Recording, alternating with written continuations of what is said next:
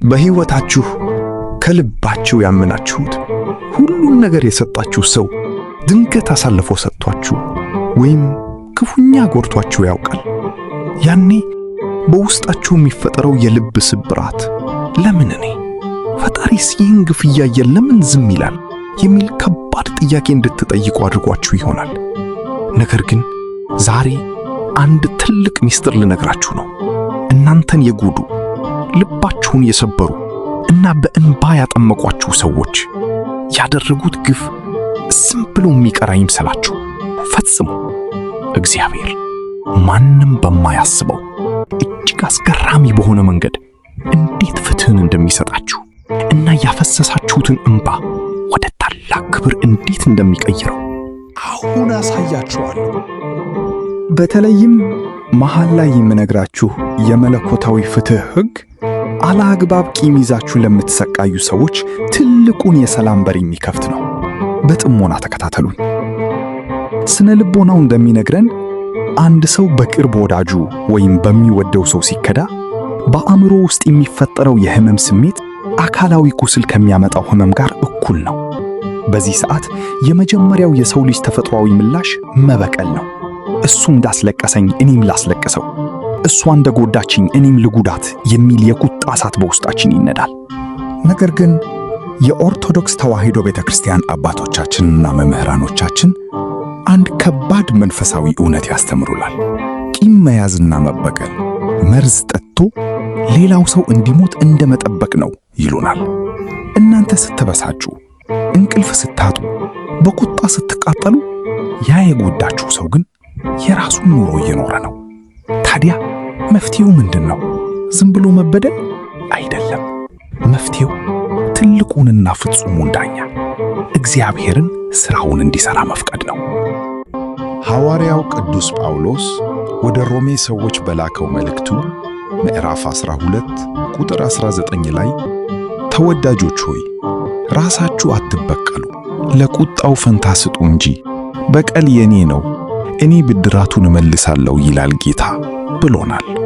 ይህ ማለት ፈጣሪ የእናንተን እንባ አይቶ ዝም ይላል ማለት አይደለም። አምላክ የፍትህ አምላክ ነው። ነገር ግን እርሱ የሚበቀልበት መንገድ እኛ ከምናስበው የሥጋ በቀል እጅግ የራቀና ጥልቅ ነው።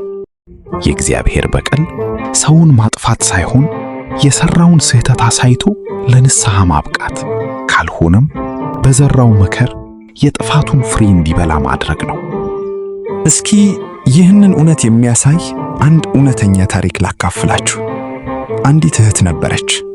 ይህች እህት ትዳሯን፣ ልጆቿንና ባለቤቷን እጅግ የምትወድ ቅን ሴት ነበረች።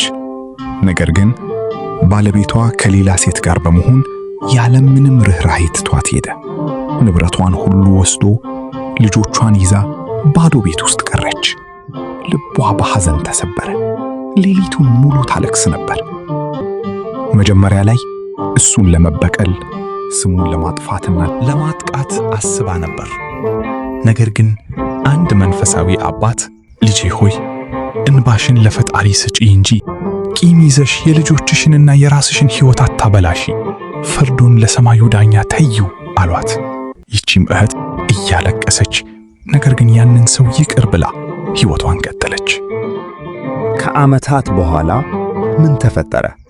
ያ ትቷት የሄደው ሰው የሄደበት መንገድ ሁሉ እንቅፋት ሆነበት። ያመናት ሴት ከዳችው። ሀብቱ ሁሉ ረገፈ። ጤናውን አጣ። በመጨረሻም ማንም ሰው ዘወር ብሎ ሳያየው በብቸኝነትና በጸጸት ተሞልቶ ቀሪ ዘመኑን ማሳለፍ ጀመረ። ያቺ እህት ግን በፈጣሪ ጸጋ ልጆቿን አሳድጋ ውስጣዊ ሰላሟን አግኝታ ወደ ታላቅ የክብር ደረጃ ደረሰች። አያችሁ፣ የእግዚአብሔር ፍርድ አይዘገይም። ሲመጣ ግን ትክክለኛውን ቦታ ይመታል። ብዙ ሰዎች ለምንድነው ክፉ ሰዎች የሚሳካላቸው? ለምንድነው ልቤን የሰበረው ሰው በደስታ የሚኖረው ብለው ይጠይቃሉ። ነገር ግን ውጫዊ ደስታ የውስጥ ሰላም ማለት አይደለም። የልብ ስብራት ያደረሰ ሰው በውስጡ እረፍት የለውም።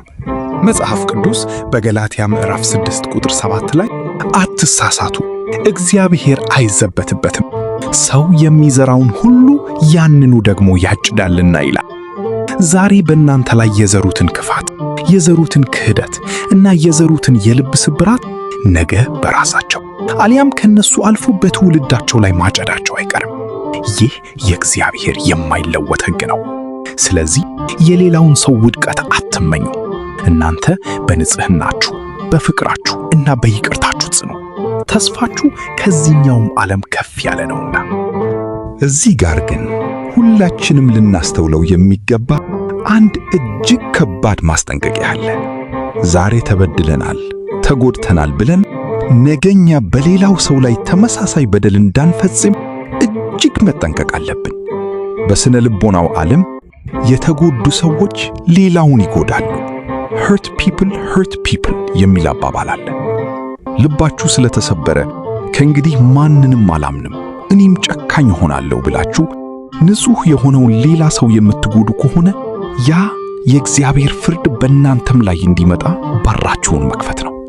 በኋለኛው ዕድሜያችን በብቸኝነትና በጸጸት እንዳንሰቃይ ዛሬ እኛም የሌላውን ሰው ልብ ከመስበር፣ የሌላውን ሰው እንባ ከማፍሰስ ልንቆጠብ ይገባል። የሰው እንባ ዝም ብሎ መሬት ላይ አይወድቅም፣ ወደ ፈጣሪ ዙፋን ነው የሚያርገው። የተወደዳችሁ ቤተሰቦች፣ ልባችሁን ለሰበሩ ሰዎች የምትሰጡት ትልቁ ቅጣት ቂም ይዞ መበቀል ሳይሆን በእግዚአብሔር ጸጋ ከፍ ብላችሁ ደስተኛ ሆናችሁ መኖር ነው። ይቅርታ ማለት የደረሰብንን ክፋት መቀበል ወይም ማጽደቅ አይደለም። ይቅርታ ማለት ራሳችሁን ከቁጣ እስር ቤት ነፃ ማውጣት ነው። ቁልፉን ለፈጣሪ መስጠት ነው። እናንተ ንጹሕ ልብ ይዛችሁ ስትጓዙ እግዚአብሔር ያጣችሁትን በረከት በእጥፍ ይመልስላችኋል። የጎዳችሁን ሰው ደግሞ በጊዜውና በሰዓቱ በሚገባው ልክ ይዳኘዋል። እዚህ ጋር ይቅር ስላልን ያንን ነገር እንደ ኮምፒውተር ፕሮግራም ሙሉ በሙሉ ዴሊት ማድረግ ወይም ማጥፋት አንችልም። ይቅርታ የሚሰማን ስሜት ብቻ ሳይሆን ምርጫና ውሳኔ ነው።